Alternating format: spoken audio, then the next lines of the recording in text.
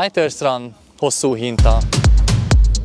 Ez az egyik legnehezebb és legösszetettebb akadály. Érkezésnél kiválasztasz ugyanúgy egy sort magadnak, és csak azon mész végig. Az elején kéz segítségével végigmész az aktuálisan kihelyezett akadályokon, és a közepe felé van egy kis kötélhurok, ott lehet egyedül lábat használni, ott akár meg is állhatsz pihenni. Majd tovább csak kéz segítségével végig a csengőig menni. Mivel ez egy nagyon látványos akadály, gyakran a cél előtt lesz, úgyhogy végig kell mosolyogni ezt az egészet.